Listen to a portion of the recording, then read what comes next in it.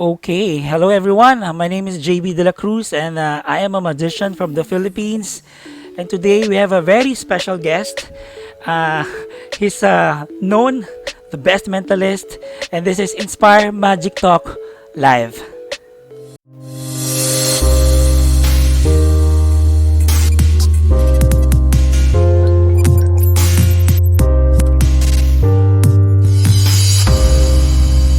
What's your house, man? Yeah, Yeah, this is my very traditional.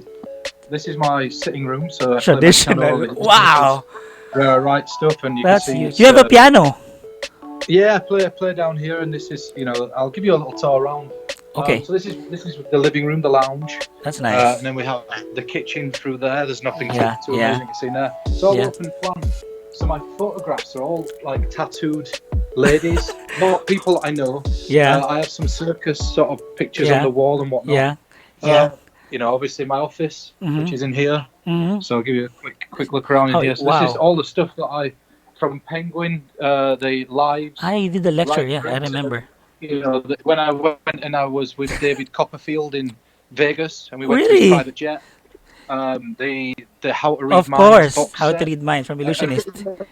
Everything that I produced is in here. That's good. This is one of the coolest things that you'll ever see. So this here, it looks like a picture of Animan, but when you're getting Yeah. close, it's thousands of stitches. Oh, So wow. I had that custom made by Karen Townsend, which is Art Vandelay's mum. Amazing. That's Um, cool. and I'll give you a little tour outside if you want, so you can see where I'm All right, yeah. quarantined. I want to see your Um, the outside of so the this is house. they're my workshops Mm. over here, Wow. and this Rolls Royce is a car that I built up and Oh sprayed. man. There's my 70s Monte Carlo. Wow. I'll show you where I go for a cup of tea in the morning. So you get a Of little course. tour around. Hey, what time is it there now, Peter? In Wakefield. It's about 7 o'clock in the evening. Oh my So I go goodness. down there. You can still see there's a little chair there. Look, Yeah, there's a yeah, little yeah. chair just on its Oh own wow, down I there. love it. Um, What a view, man. That's amazing. yeah, oh, it's beautiful. So and then I build cars. So this is like I'll give you a You're little insight into my okay. spare time. You're a Um, mechanic. I'm not a mechanic. I'm just a bit of a tinkerer. So I'm building an AC Cobra in here. Oh, okay. Um, That's vintage, man. it will be here when it's done. And then in this one, The Rolls I Royce. I, I I imported this, and Mm. I've been messing with this, and I've built this. Oh my goodness. Have you? Oh my goodness, Pete, that's so cool. And yeah, we just got bags of space. So when Mhm. I'm out here, it's not. It's going to sound really. I tried to stay positive because I Mm. needed a creative space to create. Yeah, yeah, that's true. I agree with you. You That's know, very important. Yeah, and I've got so it runs all the way down there. I don't know if you can see that. yeah, And yeah. then finally, give you a view of the house. So Oh, you have a huge house, man. That's an this amazing is house. the house and everything. It's taken. Do you know, honestly, it's taken years and years and years How long have you of been just living there? breaking my back. Uh, no, just short of a year, not too long. Hmm. You have But neighbors? it's like, well, it were a bit of a building block because Oh, what happened okay, is I bought a barber studio, okay. Yeah, yeah, and then after buying the barber studio, that started to generate income, and then we paid for the apartments that were yeah, above it to turn yeah, into studios, yeah, yeah. and then the old house, which Mm-hmm. is my other house, Mm-hmm. uh, and I'll just rest this down. I'm not very good at this bit, so if I apologise. The old house is Yeah. now a series of studios, Mm-hmm. and they're just used for production stuff. And Yeah, if I need like sets, each room has been designed into a yeah, different series of yeah, sets. yeah. You know. So yeah, so sorry to go off on a bit of a tangent, but it's sort of Mm-hmm. I think it sets the scene for a few questions that are outside of magic for you.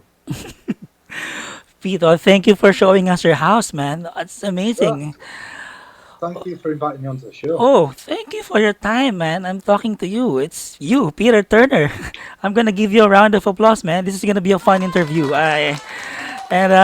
First of all, this guy is he has a very amazing character. He's so kind, and he doesn't want any introduction. But I cannot there's no word to best describe, but he's the best in the world. He's a great teacher for me. He's an amazing creator. He's a mentalist, a creative consultant. And now, you know what? With all the things that you've shown us, there's so much beyond. That's why you are what you are now, man. So thank you for showing us Thank you. that. So, Peter, this interview, I just want to get to know you more. And maybe we have some people watching us now. And later, we're going to get your comments. And maybe if you want to say hi to him, we're going to put your name on the screen.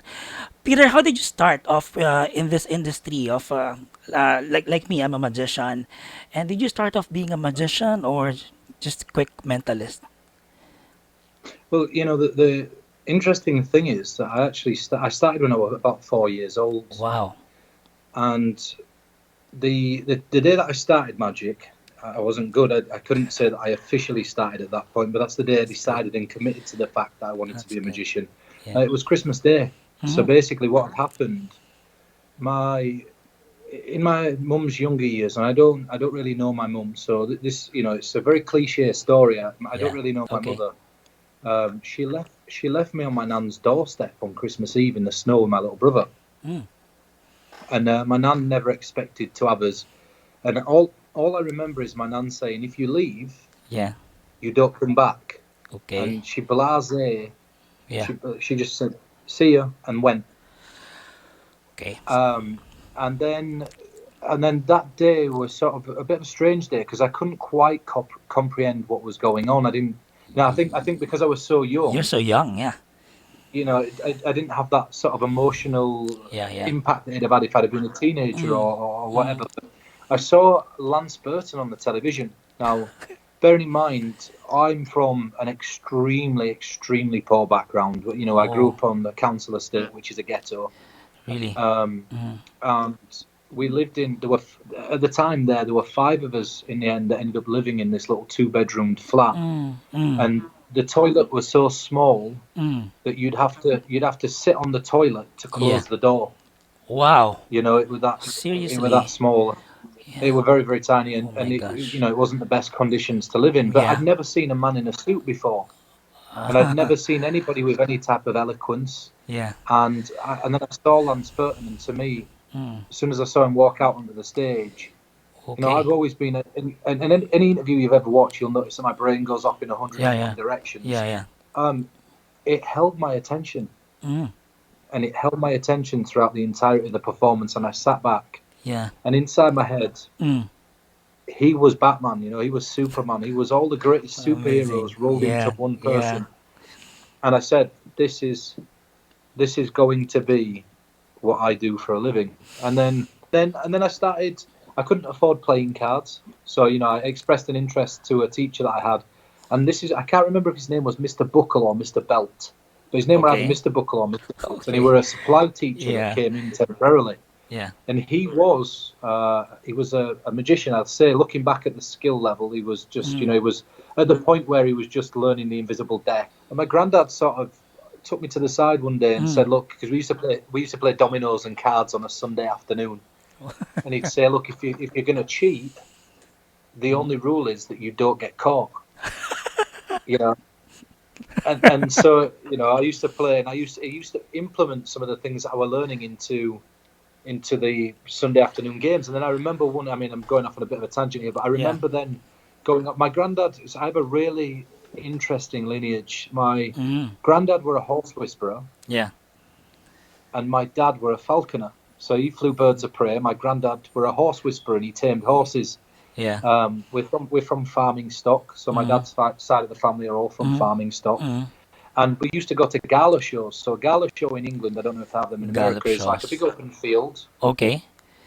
And on this field, you have like a burger van, and then you have like wildlife badges for Ah, sale, and then yeah, you have like wildlife it's jackets. like And a it's like fair, a yeah. country fair. Yeah, counter Like a fair. country fair is the Yeah. best way to describe it. Selling homemade Yeah, jams and yeah. whatever. Different booths, And yeah. I went to one of the, and I said to my grandma, "Oh, there's playing cards. Can I have a look?" Yeah. And there was this thing where you usually throw darts into a playing card, Yeah. right? But they'd not brought the darts. So what this lady Mm. had done is she'd laid all the cards out on the table face up, Okay. and she said, "If you can cut to one of these cards, Mm. you can take the prize that correlates to the card. Mm. And I convinced my grandma to let me go on it, and I was Mm. a little bit naughty. I was probably about 8 years old at the Yeah. time, and so I used the slip, the riffle force with this, the slip force, and I was just cutting to the cards and winning all the prizes. Anyway, my grandma wasn't very happy. I kept one for her, and she made me give the rest back. Yeah. Yeah. I'm just sort of moving through the line of time here. Yeah. I then went to work on a magic stall in the Peace Hall. Really? So there's a guy that's called Jonathan Allwood, Jr. question mark, Okay. and he's one of the most inspiring stories in magic. So I'm going to tell you about him in a minute. Okay. I'm going to come back to him Yeah. because that's really a tale Mm. of somebody who is so inspirational Yeah. that I think he wants it more than any of us, including myself. And Wow. and so I Okay. went to work with him, and my grandma said, he said, "Have you got a smart jacket?" And I said, "No." My grandma took me to a charity shop, Yeah. and we saw a suit for £2.25, which is about $3. Oh. And I bought this suit and went to work on this magic show. We were a purple velvet suit, Okay. I can and I imagine looked like that. Willy. I looked like Willy Wonka. Yeah. What was your hair like? I short. It wasn't like this. I didn't have a beard at 12. Yeah. Yeah. Although my grandma did buy me a razor. My grandma did buy me a razor when I was 12 years old. Wow. You know, It's too early, huh? I didn't. I never used it because I didn't have hair till about 30. Yeah. Yeah. But she. Sorry. So yeah, that was that. And then Mm. after that, I left that job at about 14. I was made homeless at 15. Oh, really? I didn't know that, man. So yeah, I had my nan's son. Oh. Was not a very nice person at that time. Mm. He was a bit of a bully, Mm. and I got kicked out of my home. I lived on an allotment, so Okay. actually lived on an abandoned allotment, and then Wow. somebody gave me a tent, and I stayed in this tent, Wow. and I was there a few months. Mm. And then I wrote a blog about this a little bit recently, but it Mm. started to come towards the winter months, and it started Yeah. snowing, and I lived, not anymore, Yeah. but I lived in a town called Queensbury. Mm. And if you know Queensbury, I mean, if you just run a quick Google search and type in Queensbury snow, Okay. the snow covers the cars when it comes down. Oh, It's that, that's how you that's you how you thick it the snow. yeah, you're locked in for days. If Wow. it gets bad, and there's certain roads that you just can't get onto. Okay. Anyway, I found a phone box to sleep in, Mm. and I said to myself, I'm never going to. Wow. I'm never going to be in this situation. I need to get out of it. I just turned Wow. 15, Wow. That 15 was so young. thereabouts. It's so young for you to think that way. Well, I had to. It was necessity. Mm. But I still didn't do anything really professionally with the Mm. magic. Yeah. But it did get me my first job. So that morning, the morning after I slept in the phone box, I went to the newsagents, and I was Okay. looking at all the free ads in the Yeah. newsagents, Yeah. and I'd seen an advertisement for an apprentice joiner, Yeah. and we're a company called Accommodate UK, Yeah. and they were a flooring company Yeah. based out of Queensbury. Yeah. And I met a guy called John, Mm. which were running the interviews. Okay. And I went for an interview with John, and he said, "You need to finish school and bring me some GCSEs." Uh-huh. And so I said to him, "Listen, if I can show you a card trick, That's and I good. can guess the card you're thinking of, Yeah. Yeah. will you give me a try for the company?" And he Mm. said, "Yes." So then I went to work for that Yeah. company. If you want to read the rest of the tale of me being fired and whatever else, it can be found in the Illusionist blog, Oh, it's which there. went out recently. Okay. Yeah, blog Ash 3. Yeah. And then this is where things take a turn, because this is where I started to get to a point where, Yeah. at that point, I met a woman. I was 15. I was working as a bouncer, a Oh my nightclub gosh. bouncer. You have that big Um, build when you were 15 already? um, uh, well, back then you didn't need Ah, okay, a okay. card, so it wasn't like that. You didn't need a special security card or a Okay, CIA okay. card or anything Yeah. like that, or an SIA card or whatever it Yeah, is. yeah, yeah. You didn't need any of that. All, Yeah. all you needed was you needed to know the person that were on the door, or Okay. have had some previous experience of doing something like that. And I lied. I Right. just said, well, I didn't lie. I have done that. I did martial arts, but I Yeah. said to him, "Oh, do you know Tony Manton, which was my Mm. Mm. instructor Mm. throughout my entire martial arts career?" And he says, Mm. "Oh, I know Mm. Tony really well. I trained Mm. under him." And I said, "Well, you can ask Tony." He says, "Oh, no need." So they give Yeah. me a job working on Yeah. the Love Apple door in Bradford. Mm-hmm. That's a bouncer. Yeah, and then this is where it takes a really insane twist. I was just turning 16. Now, bear in mind, Mm-hmm. in England, the Mm. legal age is 16. It's not 18. Okay. Uh, if, Like you know, everywhere, yeah. and there's yeah, well, there's a reason that I mentioned that because around my 16th birthday, it might have just been over it. Mm. I met a 22-year-old woman, and then Okay. and after a few weeks of dating this 22-year-old woman, jumping from sofa to sofa, I went to go live in with With this 22-year-old woman. yeah, yeah. Um, did a few magic gigs, nothing worth Mm. talking about. Mm. Mm. Got to 20 years old, Mm. uh, had my son Mm. Zachary. So when I was 20. 20, I had my son, Okay. and then we were that poor, and we tried. I was working three jobs. I was working in a bar. Okay. I was I was working for a delivery company, and it were Oh. bike deliveries. Oh my It wasn't goodness. a Really? car, Amazing. and I was working in a factory as a die Wow. caster. And Okay. so I'd get up at 4 o'clock in the morning. Mm. I'd walk for an hour to get to work, Mm. and I'd work until 9 p.m. the Yeah. next night. Yeah.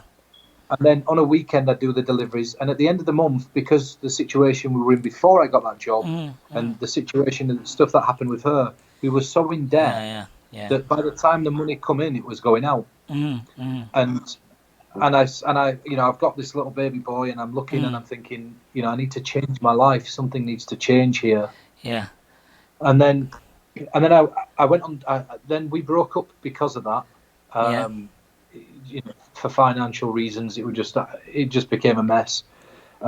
21, I joined a band. I'm not going to tell you the name of the band, but well, I was the lead screamer and singer in a band and guitar player, Is it a rock and roll band? Music? Heavy metal?